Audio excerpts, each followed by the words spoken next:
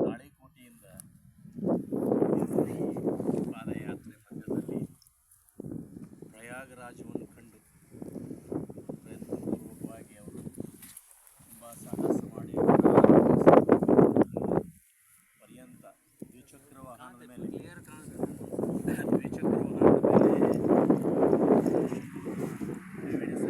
ಸ್ನಾನವನ್ನು ಮಾಡಿ ವ್ಯಕ್ತಿಗಳು ಇವತ್ತು ಅವ್ರಿಗೆ ನಮಗೆ ಸಂಪರ್ಕ ಬಂತು. ಅವರು ವಿಷಯ ಹೇಳ್ತಾ ಇದ್ರು, ಈ ವಿಷಯ ಗಮನಕ್ಕೆ ಬಂತು. ಹೀಗೆ ಅದು ಪ್ರಯಾಗರಾಜ ಯಾಕೆ ಅದು ಅಷ್ಟು ನಂಬಿಕೆ ಬಂದು ಸತ್ಯವಿದೆ ಯಾವ ವಿಷಯ ಏನಂತಂದರೆ ಪ್ರಯಾಗದಲ್ಲಿ ಗಂಗಾ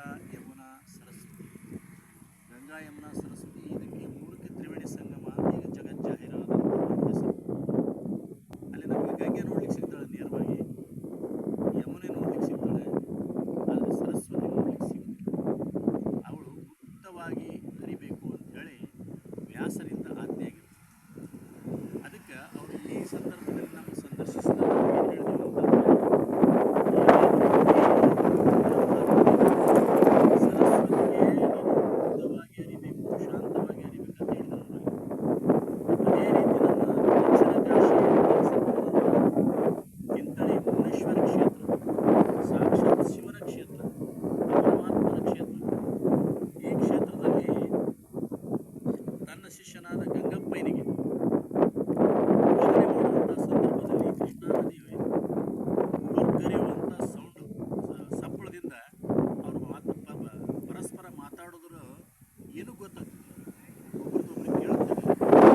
ಆವಾಗ ಆ ವಿಷಯವನ್ನು ಭುವನೇಶ್ವರರು ಏನು ಹೇಳ್ತಾರೆ ಅಂತಂದರೆ, ಗಂಗೆ ನೋಡು, ಇಲ್ಲಿ ನಾವು ಮಾತಾಡ್ಕೊಂಡು ಕುಂತೀವಿ, ನಿನ್ನ ಈ ಹೊರಗರಿಯುವ ಸಪ್ಪಳ ನಮಗೆ ಇಲ್ಲಿ ಮಾತಾಡಲಿಕ್ಕೆ ತೊಂದರೆ ಆಗ್ತದೆ, ನೀನು ಇವತ್ತಿನಿಂದ ಇಲ್ಲಿಂದ ಶಾಂತವಾಗಿ ಹರಿ ಅಂತ ಹೇಳಿದ್ರು.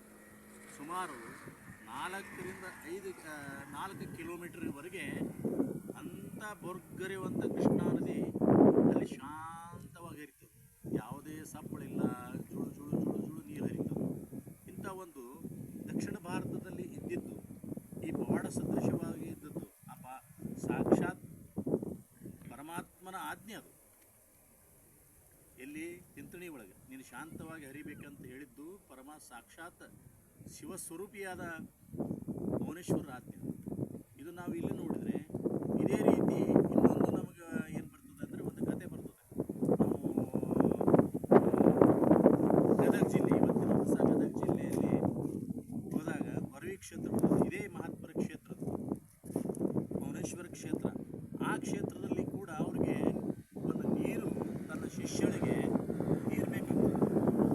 ಆಯಮ್ಮ ಹೇಳ್ತಾಳೆ, ಇಲ್ಲ ನಿಮಗೆ ಕುಡಿಲಿಕ್ಕೆ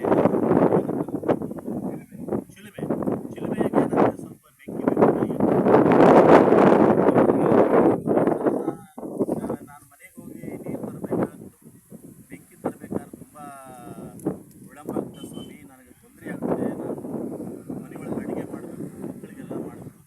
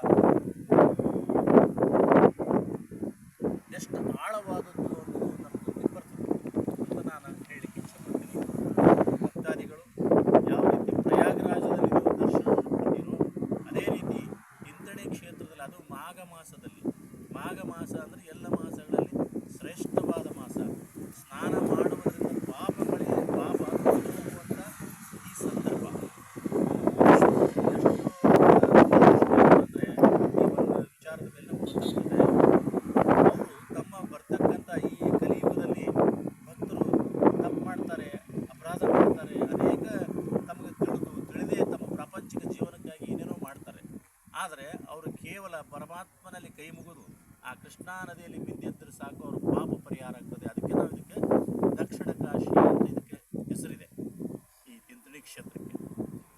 ಅದಕ್ಕೆ ಯಾರಾದರೂ ಅದನ್ನು ನೀವು ಪರೀಕ್ಷಿಸಬಹುದು, ಬಂದು ನೀವು ನೋಡಬಹುದು. ಗೂಗಲ್ ನೀವು ಸರ್ಚ್ ಮಾಡಿ. ಜಗದ್ಗುರು ಮಹಾರಾಜ್ ಕಿ, ಶ್ರೀ ಜಗದ್ಗುರು ಮಹಾರಾಜ್ ಕಿ ಜೈ. ನಾವು 1997 ಅಖಿಲ ಕರ್ನಾಟಕ ವಿರಾಟ್ ವಿಶ್ವ ಶ್ರೀ ಜಗದ್ಗುರು ಭಕ್ತ ಮಂಡಳಿಯನ್ನು ಸ್ಥಾಪನೆ ಮಾಡಬೇಕು. ನಾವು ಸಿರ್ಸಂಗಿ ಕ್ಷೇತ್ರದಿಂದ ತಿಂತಣಿ ಕ್ಷೇತ್ರದವರೆಗೆ ಪಾದಯಾತ್ರೆ ಮುಖಾಂತರ ಬರ್ತಾ ಇದ್ದೀವಿ. ಕಳೆದ 25 ವರ್ಷಗಳ ಅವ್ಯಾಹತವಾಗಿ ಸಿರ್ಸಂಗಿಯಿಂದ ತಿಂತಣಿವರೆಗೆ ಯಾವುದೋ ವಾಹನವನ್ನು ಬಳಕೆ ಮಾಡಿದ್ರೆ ನಾವು ಪಾದಯಾತ್ರೆ ಮಾಡಿದ್ದೀವಿ. ಅದಲ್ಲದೆ ಪಾದಯಾತ್ರೆ ಪೂರ್ವದಲ್ಲಿ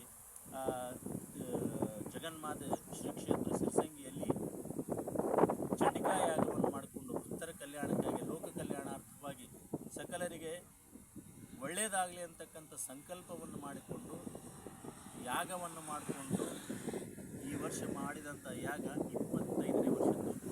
ಈ 25ನೇ ವರ್ಷ ಯಾಗವನ್ನು ಮುಗಿಸಿ 26 ವರ್ಷಗಳ ಕಾಲ ಪಾದಯಾತ್ರೆ ಮುಗಿಸಿ ಇವಾಗ ನಾವೇನು ಮಾಡ್ತಾ ಇದ್ದೀವಿ ಅಂದರೆ, ನಾವು ಕೆಲವು ಸಮಯ ಒಂದು 16 ಕಿಲೋಮೀಟರ್ ನಡಿತೀವಿ, ವಾಹನದಲ್ಲಿ ಹೊರಡ್ತೀವಿ, ಮತ್ತು ಸ್ವಲ್ಪ ನಡಿತೀವಿ. ಈ ಮಾದರಿಯಲ್ಲಿ ಈಗ ನಮ್ಮ ಪ್ರಯಾಣ ಮುಂದುವರಿತಾ ಇದೆ.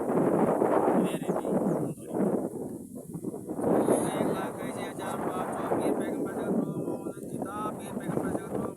ಕಾಶಿ ಗಂಗಾಧರ